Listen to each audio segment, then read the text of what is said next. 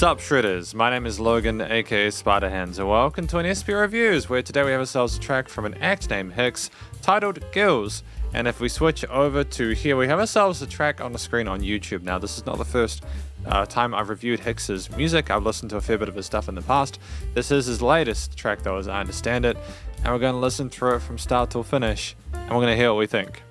Let's go.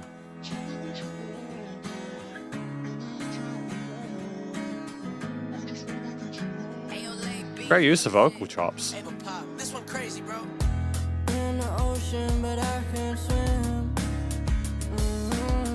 Can't see the land or anything. Recently, I tried to float. Now I call the water home. Come my skin and give me gills. I can't breathe, but no, I will. Recently, I need a hand. They won't take me back to land. And if I sing, I know I'll drown. You know how karma comes around. Put me in the COC. You can never save me. There is just so much stuff going on with this track. Like I like the drums, for example. Not just the use of the 16th note kicks and snare patterns, but also the use of the open and closed hi-hats there. The way that they kind of resolve and revolve around that. It's just a great, interesting groove. They're not always constant. They take little rests, and it's just an interesting way of phrasing it. The guitar parts are nice and bright in the mix. The production is tight. I like the chords they're using there. Some extensions on those triads there, which give a sense of extra complexity to the emotions presented with them. And yeah, it's I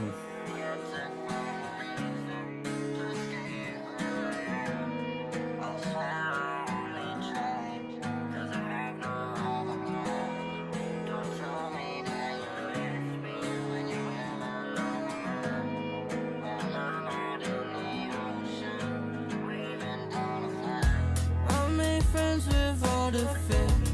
They don't judge the way I look.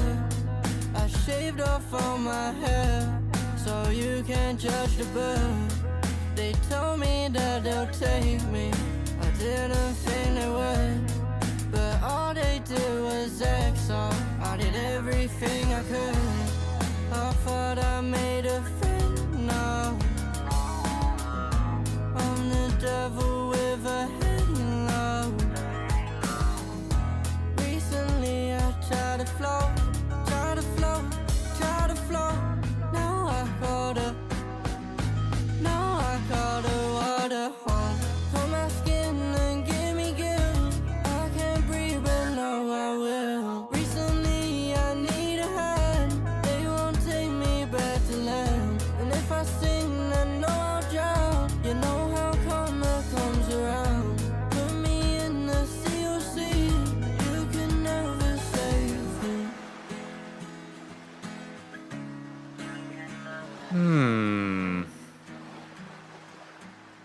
Oh, so she's getting the mask at the end.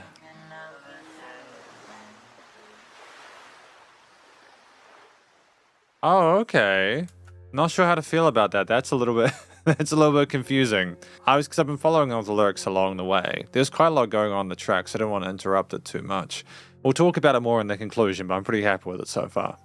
Because welcome to the conclusion of my review of this track from an act named Hicks titled Gills. Now, what do I think this track's about?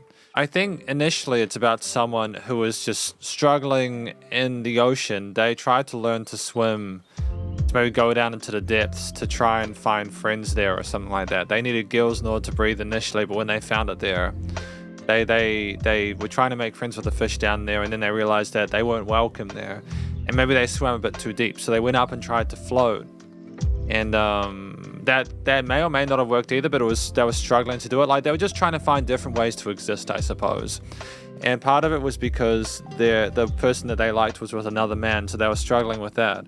But I also think it may have been like a sense of identity that they were trying to discover, and maybe they were having like a conflict within their own life, like who they were before versus who they wanted to be, like a sense of existentialism or something like that. I'm not sure, but either way, I feel like basing it on like needing gills to breathe underwater when you're struggling with your own emotions might, if that is the case, that's totally fine.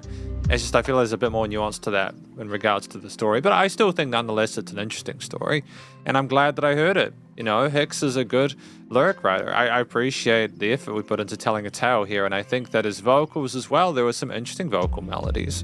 I like the hook parts, and we had a similar range throughout a lot of the track. We had cooler responses on the lower frequency band, like we modulated our vocals down, I think, with some vocal chops and stuff. And we also went a bit higher in some parts. It's nice to be able to use the technology we have nowadays, or to be fair, that we had for a while, but it's far more easily accessible nowadays, to enhance the experience. We're not using it because we're afraid that we can't hit the notes correctly. It's more a situation where we're kind of exaggerating it, the stylistic effect there for it's not a legato necessarily, because there's like a fluctuation between the different notes, but like you can hear how it's stepped and stuff like that, and it almost makes the vocals sound just as much like an instrument as the rest of the mix while it tells the story.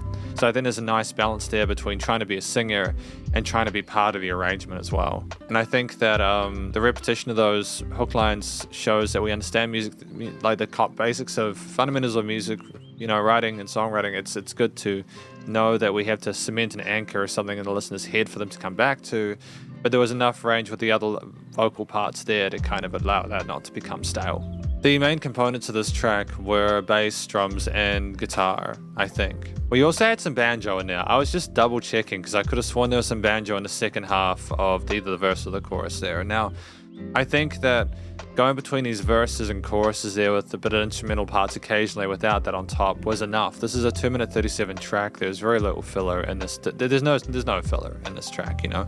The transitions are seamless. We allow there to be breaks where the music just completely stops, like in the last chorus there. There is dynamic range in the sense that we don't just have the drums all the time either. Like, we allow things to kind of float a little bit. We allowed that to be quieter at the end, so I sort of get the hang of the video, what that was going on about, and also just to be able to sort of like take in the rest of the instrumentation around it. And I think that the length of it was enough to tell the story that we needed to give extra context across those extra verses where we laid out the story and developed it over time. And again, I think it was the instrumental layering with the instruments that kept it interesting. For example, I think that the drums, as I mentioned before, I loved the groove that we had throughout the track. It was, you know, interchanging, intermingling between the 16th note hi-hats, the kicks, and the snares. We had a similar beat throughout. We didn't go away from that too much, but there was enough variation within the beat itself with the different rhythms played that it kept it entertaining. And I think it was also the guitar parts.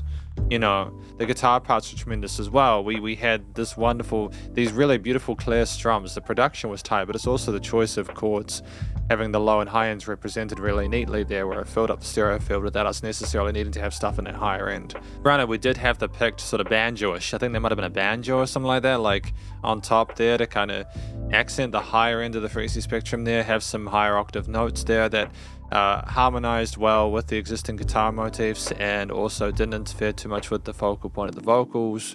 But the bass down below providing a nice counterpoint to that, you know, it was just great to have that fullness in the low end without it being too much. They sort of behaved nicely with the root notes, and while the chord progression itself was repeated, I suppose, in terms of theme, it never became old. Like, we represented the sound in different ways through taking away and reintroducing instruments. We had different types of vocals for different bits there. The song was short enough to where the theme was interesting enough that it didn't become stale or repeated without the development or changes. And I think that it's also just a really nice theme to listen to. It's really pretty sounding with those chords. There's a bit of sadness in there that makes sense with the lyrics there. But like, there's also, again, a bit of complexity with those extended chords, like the 7th majors and minors potentially. There's just nuance that I think is described in the lyrics there. They were trying to sort of figure stuff out that has sort of helped to be understood from the listener by the use of those chords. It's not black and white like, you know, major and minor triads usually are. And there might have even been some susses or suspended chords there as well. But ultimately, I just think I can understand how the main theme made sense with the lyrics and the vocalist. I think there was a nice connection between the elements without a note out of place. The studio recording, mixing, and mastering was tight. Really happy with how things were put together there. The actual samples, or whether, I'm not sure if it was actually an acoustic drums that were recorded, but either way, if they were sampled, if there was like a kit playing, I thought it was tremendously done. The snare, kick, and hi-hat sounds were dope. I also appreciate the clarity of the guitars in the mix. They were wonderfully, wonderfully done. You know, nice and bright and full of life and full of vigor. The bass nice and full in the low end there, with the banjos on top nicely filled and EQ'd to stand out on top there. Things were nice and wide in the stereo field, the music surrounded you. Things were nicely leveled in the frequency spectrum as well. There were no resonant frequencies there. It was just really well handled, and with the dynamic range there as well, things weren't kind of glued too tightly. It was also nice and loud without pumping, so the bus compression limiting was handled. I mean, effectively, I just think this is a really interesting track from Hicks. I wish them the best of luck with the release. This is Gills, and hopefully you enjoyed it. If you did, please go show them some love via their various social medias and YouTube page, and stay cool and stay safe. And please remember to support your local musicians and artists at this point in time, as they hell more than ever with all the crazy stuff going on in the world. And I'll catch you in the next ASP reviews. Spiderhands out.